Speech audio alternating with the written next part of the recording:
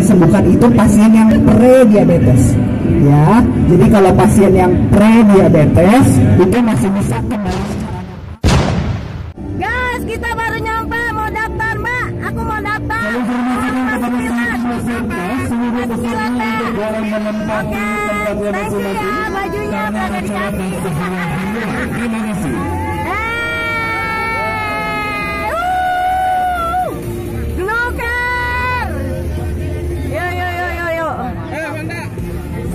Ketemu lagi sama gue ya. Thank you. Yuk. Nih pada lagi ngantri guys. Yuk, yuk. Lagi pada ada kita.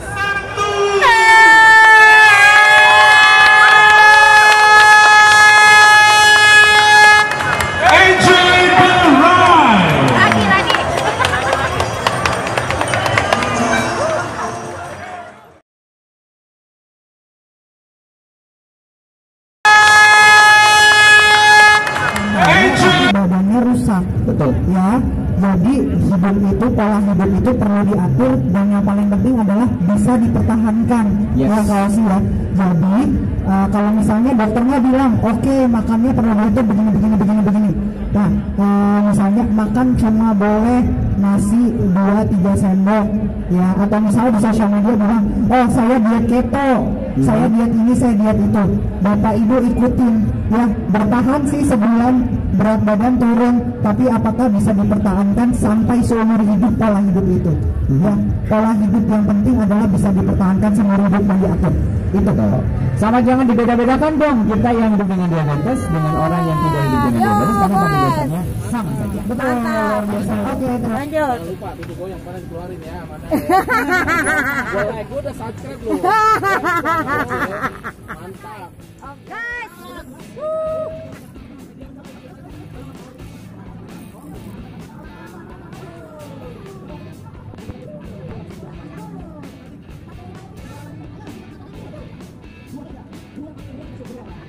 Guys, look there.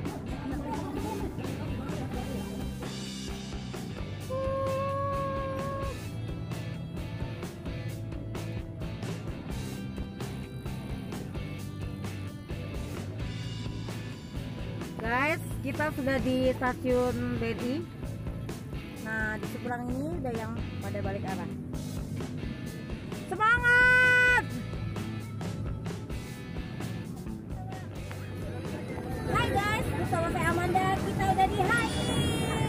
Balik lagi ke Gluker. Yuk, efek. Belum selesai. Itu udah lewat. Gua kan udah video itu. Hai guys, bersama saya Amanda, kita lagi di HI. Udah nyampe, tinggal muter, kita gabung lagi ke Gluker. Oke, thank you. Kak Robi gimana? Sebagai apa di Gluker? Ini dari Pambai. Ini Gea Medical itu apa ya? Itu sepeda. Bukan sepeda, alat kesehatan. Oh, alat kesehatan. Oke guys, biar sehat pakai Gea Medical. Oke. Ada di patung Jenderal Sudirman. Panglima Besar Sudirman, Jenderal Sudirman ya. Yuk. Kelihatan katanya? Kelihatan. Tuh. Bapak, kelihatan nggak?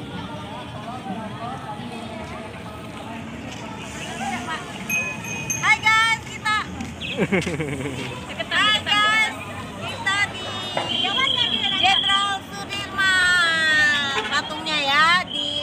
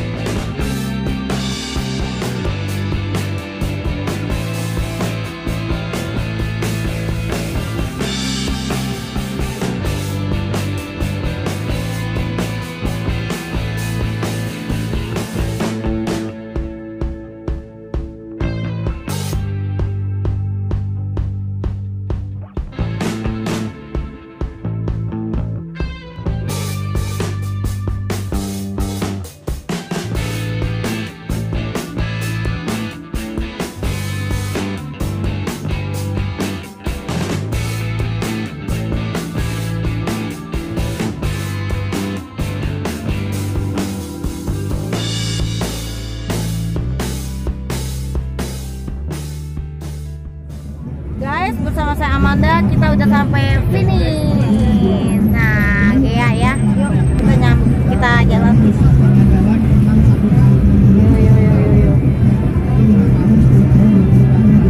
Yuk. Bro, taruh itu nggak di sana? Sobekannya? Taruh sobekan nggak? Udah, di mana? Tadi tiket. Iya, disobekkan di sana. Iya, Jadi gimana? Ya udah yuk. Guys, ngerti. Maka kalau misalnya olahraga dapat memperbaiki diabetes mellitus yang tipe 2. Tipe 2, kenapa? Karena yang tipe 2 tadi kan masalahnya di resistensi insulin ya. Tadi lubang kuncinya nih yang bermasalah. Ya, guys. Nah, begitu kita berolahraga ya, Lagi ada yang lagi sel itu. tadi tidak membutuhkan kunci. Beberapa selnya tidak membutuhkan kunci sehingga pintunya bisa kebuka. Ya, Oh, jadi dia pintunya dia berdua. bisa kebuka sendiri karena dia butuh. Bisa Gitu, jadi gulanya bisa untuk dipakai. Gluker sama siapa tuh di belakang semuanya? udah belum? Udah. Apa tuh? Bagian apa di sini? Bagian foto booth. Bagian duit. Halo Bu Amanda. Bagian duit. Dia nanti makannya nasi padang. Ya, makan cuma sekali nasi padang. Nah, habis ngemilnya banyak. Saya ngambil citato. Guys, lagi coba cek diabetesnya, sobat diabetes. Ya guys. Jadi semua makanan yang kita makan hidup ya dengan obat-obatan ya gitu. Nah, kalau yang biasanya bisa disembuhkan itu pasien yang pre-diabetes ya. Jadi kalau pasien yang pre-diabetes itu masih bisa kembali secara normal tanpa obat-obatan dan bisa nggak kontrol gitu ya. Jadi kalau pasien-pasien yang sudah dibilang sama dokternya, oke, bapak atau ibu diabetes ya, berarti harus kontrol secara berkala seumur hidup. Apakah perlu pakai insulin? Nggak selalu. Apakah saya harus minum obat-obatan banyak? Nggak selalu ya, tapi hidupnya harus teratur ya, hidupnya harus teratur, bukan diatur ya, bukan diatur. Jadi kita menyampaikan sama bapak sama ibu semua, oh hidup yang polanya baik seperti ini, bapak bisa ikutin apa enggak? Oh saya nggak bisa dok, saya sibuk, saya kerja 12 jam 18 jam sehari. Oke, kita atur bareng-bareng gitu. Nah itu fungsinya edukator diabetes, ahli gizi gitu ya, dalam tim pengelolaan diabetes, kurang lebih seperti itu Pak. Oke Bapak, terima kasih banyak Bapak Budiman. Tepuk tangan buat Bapak Budiman. Terima kasih Bapak Budin. Diabetes adalah penyakit keturunan. Itu fakta atau mitos? Ya. 1, 2, 3. Turun dulu. Oke, ulang ya. Diabetes adalah penyakit keturunan. 1, 2, 3. Oh Bapak ini apa? Oke, Bapak. Boleh, silahkan. Sama itu berdiri. Fakta. Betul. Tadi saya bilang kan ada tipe 2 dan tipe 1. Iya betul, fakta ya. Jadi diabetes keturunan diabetes itu memang menjadi faktor resiko untuk pasien yang diabetes tipe 1 atau tipe 2. Ya. Nah, jadi tadi saya bilang tadi faktor resiko ya. Jadi ada poin tambahan untuk pasiennya yang memiliki keluarga diabetes. Apakah pasien dengan keluarga diabetes pasti diabetes? Tadi ngambil Nggak yang selalu. waktu awal nggak? Ya, Besar. jadi jawabannya tadi. Pengen dong. Thank you Tante Brenda Song, gitu Aku ya, minta kalau kita ke bilang. siapa? Betul Pak, ke kontrol. Namanya dok. Boleh. Itu kan ibu saya minum obat yang putih kayak putih itu namanya. Kecil. Iya, Gulanya pirit. Ya sebelum itu, ini nggak apa-apa, depannya nggak apa-apa. Nggak masalah, yang penting gulanya terkontrol, darah tingginya terkontrol. Jadi yang bisa merusak ginjal adalah yang paling banyak ya, nomor 1 di dunia penyebab pasien-pasien cuci darah adalah diabetes. Diabetes bukan berarti obat-obatannya, tapi gulanya, diabetesnya sendiri yang merusak ginjal. Nomor 2 adalah darah tinggi, ya, betul. Nah, jadi pastikan darah tinggi dan diabetesnya ini terkontrol. Ya, pasien seringkali datang ke dokter gulanya agak tinggi sedikit, alasannya banyak. Oh iya dok, kemarin saya diundang ada kawinan. Iya kemarin saya kurang tidur makanya tensinya tinggi. Ya, alasannya dikurangin ya. Jadi kalau dokter bilang oh bapaknya ada darah tinggi, bapaknya ada diabetes yang tidak terkontrol, itu yang perlu kita atasi. Kenapa tidak terkontrol? Kita udah pakai 2 macam obat, apakah makannya terlalu banyak, atau makannya salah, apa pola hidupnya yang salah? Ya itu yang kita evaluasi. Berarti aman dok ya? Aman ya. Baik, terima kasih. Tadi Bapak siapa, sorry? Bapak Hari boleh dikasih ini. Terima kasih Bapak Hari. Tetap dikasih. Bapak Hari. Jawabannya selalu emang untuk penderita diabetes. Jawabannya mitos, luar biasa. Bapak Sabit, tepuk tangan dong. Oke ya, jadi sama kayak yang tadi saya bilang tentang nasi merah, mau gula aren, mau nasi hitam, mau nasi kemarin, nasi dari kulkas, yang berlebihan tetap bisa menyebabkan diabetes karena semua makanan yang ada warnanya, ada rasanya itu ada kalorinya, dan semua kalori nanti akan berubah menjadi apa? Gula. Betul, luar biasa. Bapak Sabit atas jawabannya. Mau tanya Pak? Boleh bertanya? Boleh. Gak boleh, 1000. Orang yang tidak Awas kena itu belakang. Ya. ciri khusus atau ciri yang orang paham tentang diabetes apa? Tahu. Oh, ciri orang yang diabetes. Ya betul. Gejala awal. Gejala awal ya. Awal banget orang pertama kali hari ini mau bilang diabetes, mana gejalanya? Gejalanya 90% pasien diabetes tidak ada gejala Pak. Ya, tapi kalau misalnya yang orang bilang gejala klasik ada yang tahu nggak? Ngantuk. Bisa cepat lelah, Nah, banyak kencing, ada lagi? Apa? Gatel bisa juga. Ngantuk pagi hari. Tadi udah. bisa tidur. Ya. Haus. Ya, jadi betul tadi yang dikatakan dari teman-teman sobat-sobat semua di sini betul. Kita banyak yang klasik paling gampang 3P. Poliuri, banyak kencing, polidipsi, banyak minum, poli pagi banyak makan. Habis makan kok tetap lapar. Nah, masalahnya adalah karena tadi gulanya nggak bisa dipakai misalnya, jadi gulanya belum makan lagi, mau makan lagi. Jadi walaupun kita habis makan, badan rasanya tetap lapar. Gula nggak bisa dipakai misalnya, makanya cepat lelah. Ya, betul. Gitu. Jadi ada keluhan klasik, tapi yang tidak ada keluhan klasik pun pasien bisa didiagnosis dengan diabetes. Gitu ya. Terima kasih banyak Dok. Baik, terima kasih luar biasa Bapak Sabit. Terima kasih seperti yang tadi sudah saya sampaikan. Aktivitas fisik ini akan memperbaiki resistensi insulin, terutama kalau pasiennya diabetesnya tipe 2. Tipe 2 itu apa sih? Insulin, pakai insulin. Perlu ditentukan lagi Bu, apakah itu yang tipe 1, apakah itu yang tipe 2, atau yang modi, atau yang ada. Ya, jadi sekarang kontrolnya di mana? Dibangun sama spesialis penyakit dalam. Oke, kalau bisa sama konsultan yang endokrin Bu. Ya, biar ditentukan nih benar-benar diagnosis pastinya apakah diabetes tipe yang mana. Oke. 450 udah pakai insulin gitu ya. Oke. Nah, jadi harus ditentukan lagi tadi apa namanya, tipenya apa dan apakah dengan insulin itu terkontrol atau tidak. Itu yang penting. Kadang pasiennya datang ke saya udah bilang, Dok, saya pakai insulin. Oh ya, tapi pakai insulin juga bisa tidak terkontrol. Ya, kebutuhan insulin orang berbeda-beda. Gimana cara kita menurunkan kebutuhan insulinnya? Olahraga tadi menjadi salah satu pilihan, ya, agar kebutuhan insulin di badannya turun. Gitu. Jadi ditentukan lagi apakah tadi ada kemungkinan yang modi, yang jadi diabetesnya dari muda tapi ternyata butuhnya obat minum, atau diabetes pada tapi memang butuhnya insulin gitu. Oh, ibu juga diabetes? Oh, bapaknya diabetes ya. Oke, gitu Bu kurang lebih. Makasih ya. Sama Ibu Hamidah boleh dikasih. Terima kasih Ibu Hamidah. Badannya rusak. Betul. Ya. Jadi hidup itu, pola hidup itu perlu diatur, dan yang paling penting adalah bisa dipertahankan. Yes. Ya kalau sih ya.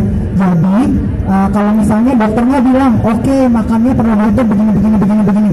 Nah misalnya makan cuma boleh nasi 2-3 sendok ya, atau misalnya di sosial media bilang oh saya diet keto, saya diet ini, saya diet itu.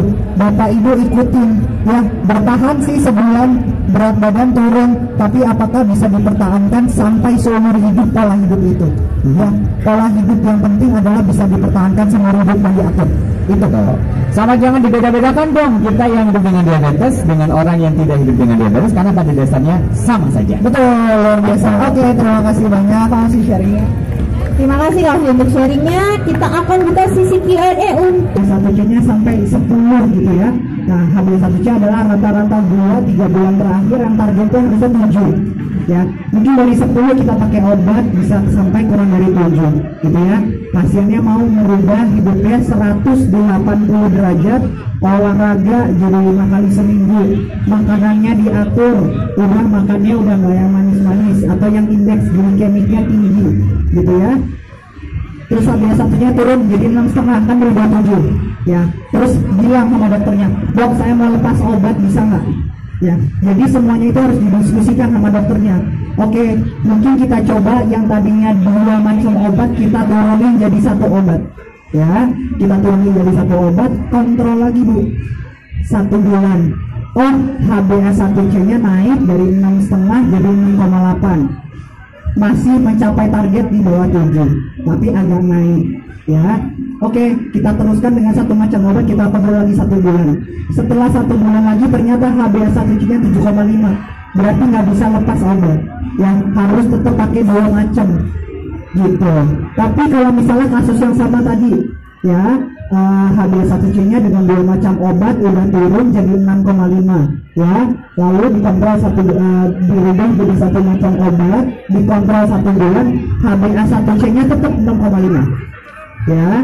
Oke Bu, diterusin lagi dengan 1 macam obat untuk 1 bulan, HbA1c-nya tetap 6,5. Oke, kita boleh coba lagi turunin, lepas obat dengan lifestyle saja gitu ya. Nah, lalu kita kontrol 1 bulan lagi, oh ternyata masih 6,5. Oke, berarti bisa dipertahankan dengan pola hidup saja. Tapi masalahnya adalah kalau orang nggak minum obat, nggak berasa sakit ya. Yang penting tadi pada pasien diabetes adalah screening ya, tetap harus cek gulanya secara berkala, nggak perlu tiap bulan, mungkin tiap 3 bulan sekali cek HbA1c-nya berapa ya. Pasien yang nggak minum obat seringkali lupa, udah setahun tiba-tiba nggak cek juga. Kalau masih minum obat kan ingat, oh iya saya masih diabetes gitu. Mungkin itu semoga menjawab. Nah, masih ada tambahan nih Mungkin tambahan gini Bu, saya kan sudah menggunakan insulin hampir 6 tahun gitu ya. Dari perjalanan saya sebenarnya ketika ngobrol, bener yang tadi dokter bilang, pada akhirnya mungkin yang bisa saya simpulkan adalah pada dasarnya saya mungkin ya, saya tidak tahu nanti ke depannya tidak akan bisa lepas dari insulin. Yang bisa dikelola apa? Kalau HbA1c saya baik, mungkin dosisnya akan dikurangi. Instead of mungkin 10 unit jadi 8, bukannya 12 mungkin turun jadi 10 gitu. Tapi memang benar perlu pendampingan dari dokter, dan kita juga perlu lakukan screening, itu yang paling utama. Karena gini, faktor makanan mungkin sangat dominan sekali untuk meningkatkan gula darah. Jangan sampai kita merasa badannya sepertinya biasa saja, sepertinya aman, ternyata gula darahnya lagi tinggi gitu. Boleh nanya lagi nggak? Betul, karena 90% tadi pasien diabetes itu nggak ada gejalanya ya Pak. Jadi coba dicek di sana, kalau gula darahnya udah mepet-mepet nih 190, 180 gitu, udah ke arah 200, coba ketemu sama dokternya, kira-kira resiko saya gimana nih untuk diabetesnya gitu. Kalau gini, mama saya meninggal itu karena diabetes. Jadi pertanyaan saya itu tipe, kalau kita keturunan itu di tipe 1 atau di tipe 2? Kalau misalnya kan turun ke anak nih gitu kan, kita kan harus jaga-jaga ya. Terus kedua, kalau misalnya waktu itu kan mama saya kan minum obat bertahun-tahun ya, sampai cuci darah, sampai gagal ginjal gitu meninggalnya. Jadi apakah karena Kenapa tuh? Maksudnya artinya selain keturunan adakah yang lain, katanya tidur habis makan tidur itu nggak bisa juga gitu. Kan tadi kan kita udah ngomongin banyak nih ada yang tentang aktivitas fisik ya. Minum 3 macam obat, 4 macam obat udah pakai insulin, nggak ada artinya kalau ibu nggak, kalau pasiennya nggak kontrol, kalau penyandang diabetes ini nggak kontrol. Kenapa?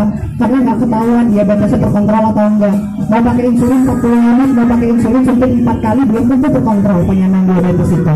Ya, jadi yang penting adalah tahu kondisi badan seseorang sekarang. Saya kondisi badannya gimana ya? Kalau saya udah terkontrol atau belum? Mau minum 5-6 macam obat tapi nggak terkontrol kan percuma. Ya, dan cara mengontrol itu macam-macam. Ya, beda antara misalnya Ibu Amanda dengan saya. Cara mengontrolnya beda. Saya lebih senang misalnya minum obat lebih banyak. Ibu Amanda lebih senang sepedaan hari Minggu CFD. Ya, berarti caranya Ibu Amanda dengan perubahan pola hidup. Saya mungkin dengan obat-obatan yang lebih banyak. Itu yang kita sesuaikan dan itu fungsinya edukator diabetes. Oke. Thank you Ibu Amanda. Terima kasih. Terima kasih boleh dikasih tepuk tangan dulu buat Ibu Amanda. Kemudian kita satu pertanyaan terakhir aja kalau kakaknya. Oke. Boleh nggak? Coba naik Bu. Iya kakaknya pada tepatnya gitu. Kecuali yang sudah dicampur dalam makanan berapa orang gitu loh acara hari ini, kurang lebih namanya mungkin gitu. sekarang lagi buket gitu namanya. Oh 500, memang bukan 500 kah atau bagaimana?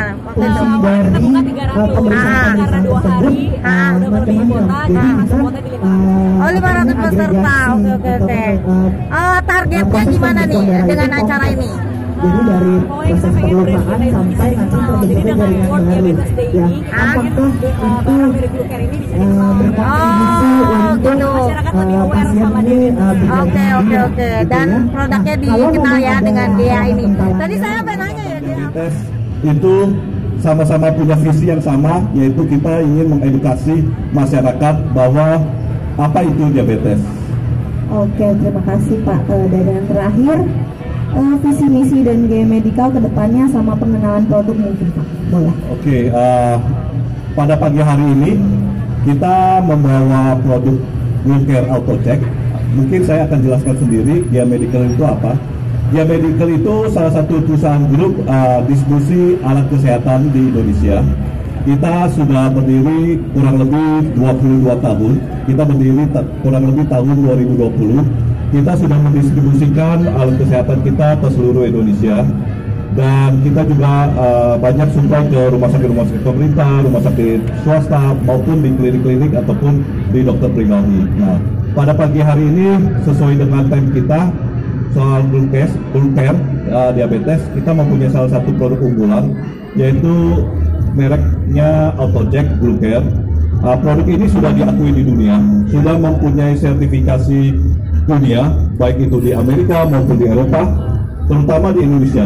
Alat ini sudah mempunyai izin edar dari Kementerian Kesehatan Indonesia, dan alat ini sangat simpel. Dengan menggunakan alat AutoCheck Glucare, kita bisa memantau kesehatan kita, bisa memantau kadar gula darah kita sesaat.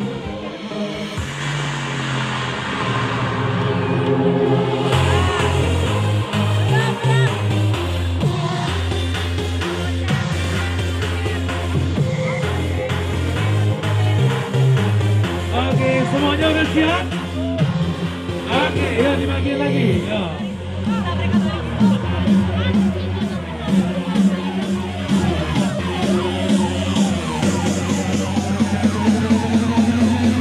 Panitia. Sorry. Panitia, sorry jangan menutupi bagian si level ya. Sorry. Di antara panggung aja, berbaris. Kalian di belakang panggung boleh kok. Jorpen mana Jor? Jor mau bikin lingkaran atau berbaris saja? Hah? Ayo Bu. Lingkaran. Letter U. Ya udah, kalau letter U berarti jangan ada yang nutupin bagian sini ya. Sorry ya. Berarti bikin U, ada video shoot di sana nih di tengah. Oh video shoot. Agak mepet ya, agak nempel biar balonnya bagus jadinya. Ibu masuk ke sana Bu. Masuk. Masuk ke sana. Ya. Minta. Nanti agak menempel ya, jangan dibikin jarak. Agak di sini boleh nih, di sini. Jor udah oke belum Jor? Mas, Footage kameranya udah oke belum? U-nya ke sono. Sip. Oh, ada kamera juga. Oke, mundur. Udah oke belum Jor? Atau mau disetting? Aman ya? Semua kena ya? Aman ya? Oke, Mas bentar. ini nih jadi tengah. Ada yel-yel pelepasan balonnya teman-teman semua. Nanti dari MC-nya sebut auto check, kita teriak semua wing care, glue care gitu ya. Siap? Oke. Oke, kita mau cek sound dulu ya. Ini baru cek doang ya. Jangan dilepas dulu ya. 1, 2, 3, auto check. Oke, ini kita langsung ya. Setelah ini langsung kita lepaskan. Kita kasih teriakan yang paling kencang sampai telinga kiri kanannya budek. Oke? Siap? Hitungan 1, 2, 3, auto check.